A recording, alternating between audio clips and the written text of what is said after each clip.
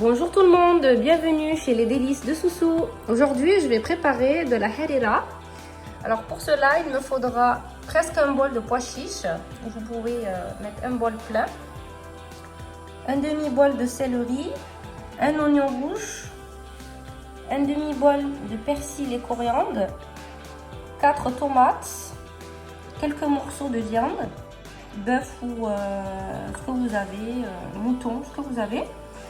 Un demi-bol de lentilles, ça sera pour la fin de la vermicelle. Moi je vais utiliser du coulis de tomate parce que j'ai plus de concentré de tomate en fait.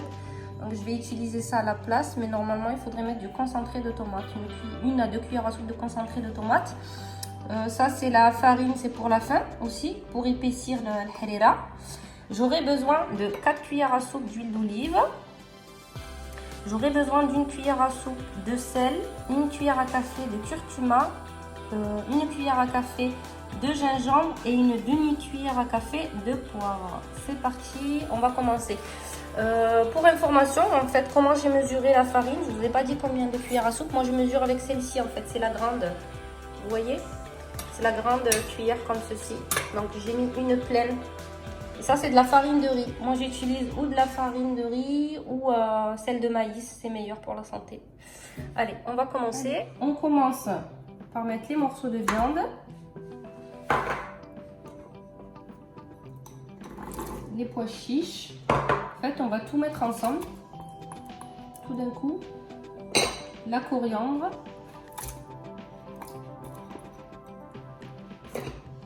Les tomates.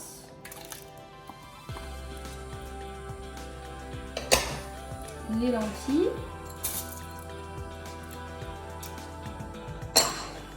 l'huile d'olive,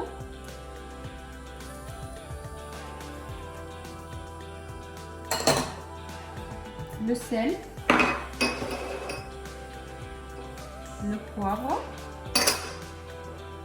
le gingembre et le curcuma. Le persil, ça sera pour la fin. Ensuite, je vais mettre l'équivalent de 2 à 3 litres d'eau. Ça dépend de la quantité d'ingrédients que vous avez. Moi, pour ma part, j'ai mis 2 litres. Et on va laisser cuire pendant 30-35 minutes à peu près. On va faire cuire sous pression, comme ceci. Alors là, en attendant que ma harira cuise, je vais préparer la liaison, la farine avec l'eau. Je vais diluer ça. Je vais rajouter un petit peu d'eau et fouetter énergétiquement pour éviter la formation de grumeaux.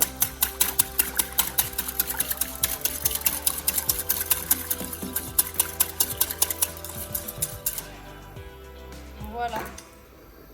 Donc voilà, 30 minutes après, tout est cuit, les morceaux de viande, les pois chiches et tout. Maintenant, je vais rajouter la préparation que j'ai faite à base de farine et d'eau pour l'épaissir.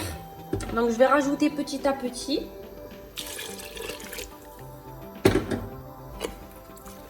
Il faut mélanger, mélanger à chaque fois.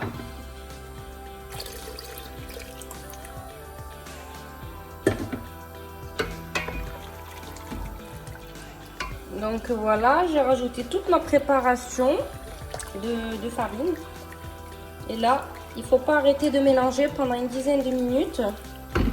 Et là, pendant ce temps, je vais mettre le persil. Parce que j'en ai pas mis au début, je mets tout à la fin. Je rajoute le coulis de tomate. Normalement, c'est du concentré, j'en ai pas, donc je vais mettre du coulis. Donc vous allez voir, ça va changer de couleur là.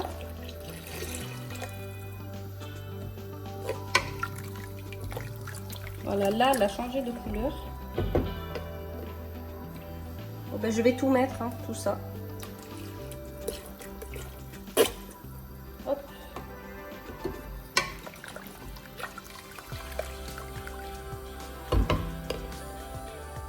Ensuite, je rajoute ma vermicelle. Et je mélange, surtout pas s'arrêter de mélanger pour pas que ça colle. Et là, je vais laisser bouillir Et de temps en temps, il faut mélanger pour pas que ça colle. Vu qu'il y a de la farine, ça risque de coller. On va laisser 10 minutes. Une fois que vous avez mis la vermicelle et le persil, il faudra laisser une dizaine de minutes à bouillir. Moi, je vais rajouter un tout petit peu d'eau parce que je vois que c'est un petit peu épais. Moi, j'aime pas trop la soupe quand c'est trop épais. Si vous aimez, vous pouvez laisser comme ça. Bon, j'ai rajouté un tout petit peu d'eau là. Et puis, je laisse encore bouillir jusqu'à ce qu'on voit de l'écume au-dessus. Et qu'on l'enlève, après ça sera bon. Là, il y a de l'écume qui s'est formée. Là, la harira, elle est bientôt prête. Au fur et à mesure qu'il y a de l'écume qui se forme, il faut essayer de l'enlever. Comme ceci. Et quand il n'y en aura plus, il n'y aura plus d'écume, ben on éteindra. Ça veut dire que c'est bon, la harira est prête.